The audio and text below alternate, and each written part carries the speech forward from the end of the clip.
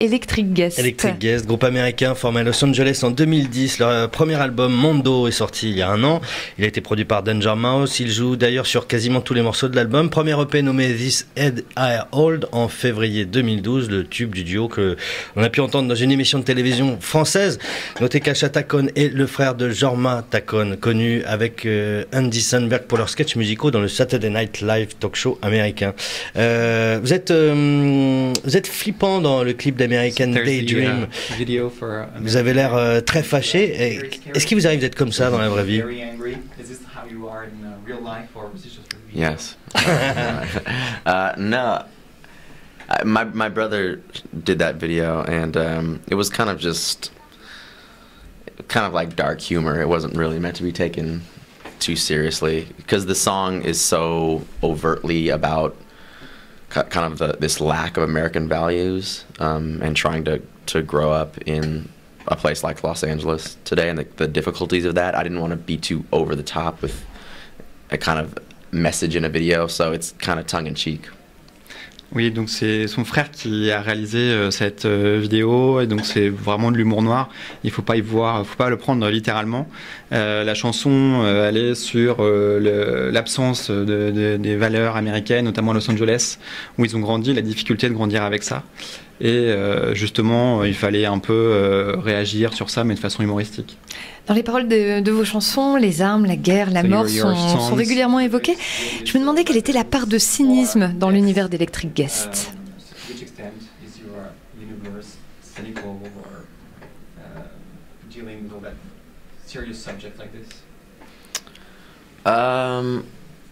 You know, I think our generation is one that unfortunately doesn't have the luxury of idealism the same way that generations before us maybe did, like our parents. I think we're kind of born into this world of the internet and mass media where I mean, war and violence and kind of inequality is so present in our lives that I think it's just a kind of foundation of who we are as a generation, but it's also about moving beyond that, and a lot of the album deals with that thematically. Alors en fait, c'est une question générationnelle avec la différence avec la génération des parents. Ils n'ont pas eu le luxe d'avoir finalement des idéaux, puisque quand on est aujourd'hui, il y a Internet, il y a les médias, toute la consommation, et les inégalités sont vraiment présentes partout, tout le temps. Ce qui fait que finalement c'est un peu la caractéristique de l'époque, de tout le temps d'avoir ça qui est omniprésent dans la société. Et finalement, le fait d'en parler, c'est aussi une façon d'aller au-delà de ça et de s'en défaire, malgré tout. Et d'ailleurs, pour revenir peut-être à l'évolution de la société, vous vous êtes rencontrés dans une maison un peu hippieland, on va dire. Est-ce que vous y traînez encore dans cette maison?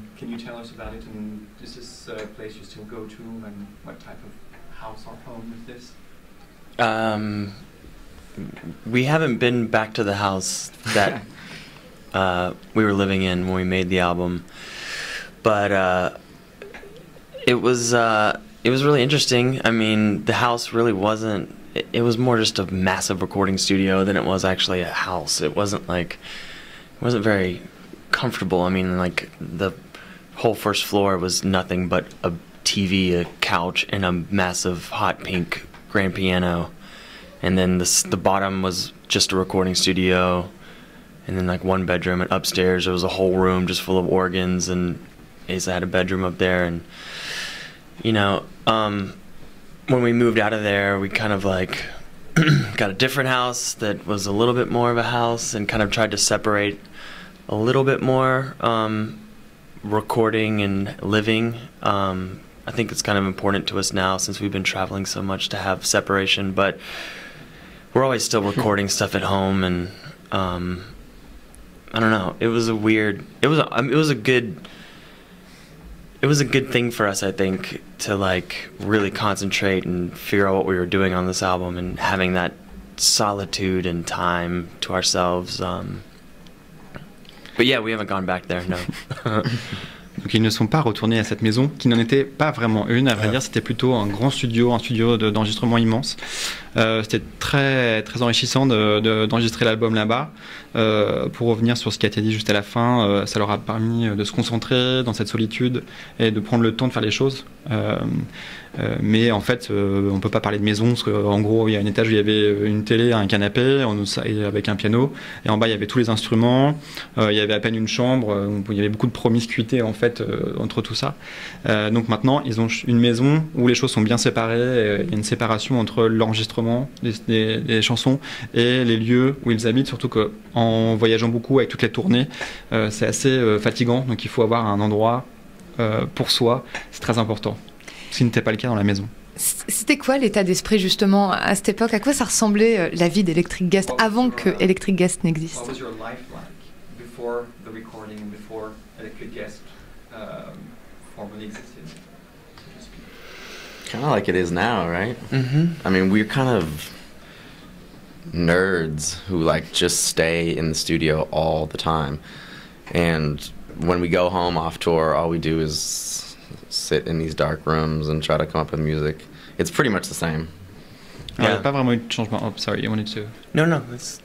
oui, donc il n'y a pas de changement à vrai dire entre avant et après, parce que ce sont un peu des nerds de studio. Ils traînent tout le temps là-bas, et dès qu'ils ont fini les tournées, ils retournent s'asseoir dans le noir et enregistrer des morceaux dans les studios. Et en parlant de production, évidemment il y a eu la rencontre avec Danger Mouse qui a produit votre album Mondo. Comme certains producteurs, on dit souvent reconnaître la patte de la production, et en l'occurrence de Danger Mouse. Est-ce que c'est pas un peu envahissant pour vous, la présence de Danger Mouse? Regardless of the musicians.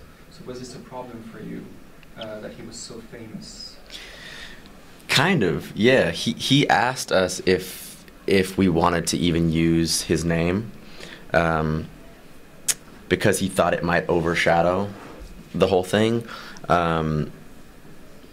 But I think it helped in the end. I mean, obviously it helps having a name like that, but it does get confusing as to, you know, people thinking that, you know, you didn't do anything on the record because he's so known.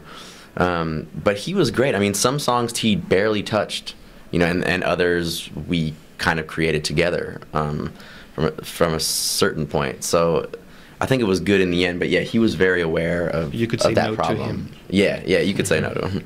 We didn't even think we would put out the album. In fact, like when we got in the studio, because I've never been in a band, I've never done this, I was really nervous about it. And he told us, like, listen, we'll just go in the studio, have fun, and if we like it, we'll release it, and if not, no worries.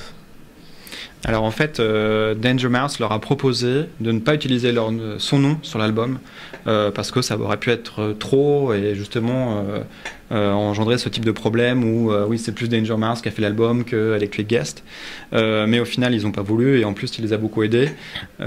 Ça reste leur album. Sur certaines chansons il a pratiquement rien fait, sur d'autres il y a une création qui a été faite avec Danger Mouse sans problème. Au départ, ils ne pensaient pas forcément sortir le disque, donc ils sont allés en studio avec lui, et ils ont dit on va voir comment les choses évoluent, et finalement si on s'amuse, si ça se passe bien, on va faire le disque, et c'est ce qui s'est passé. Ça s'est passé, il y a du succès. Moi j'aimerais savoir quel regard il porte justement sur ce succès. Est-ce que c'est une fin en soi? So you are quite successful now. Is there more to success, or is it an end in itself? Do you feel successful? Do you feel successful? I don't think so. No. Yeah, I don't think no. so. I we mean, suffer from that same thing of, right? I think we will agree that we feel very lucky and we feel very fortunate for everything that's happened, but I think like anyone does with anything they're making, they are always stressing about the future and feeling like maybe they could have done it better or what they could have done better. But I mean, I think it's been a success in the fact that we're here right now talking to you guys, and that's amazing. And what do you think? Yeah, I mean, I wanted to cry last night after our show. I thought it was terrible. I was telling him it was crazy. I thought he did great. Yeah, so it's always, you know, this constant attempt at doing something well. And I think if you're honest with yourself, there's just always so much growth that you can do, and so we're kind of just starting this thing in a way, and we really plan to see it through. Oui, alors le succès n'est pas forcément une fin en soi, et surtout, il se pose la question de savoir c'est quoi le succès en fait finalement. Il ne pense pas forcément avoir rencontré le succès, même si le fait d'être ici ce soir, de faire l'interview, c'est une forme de succès.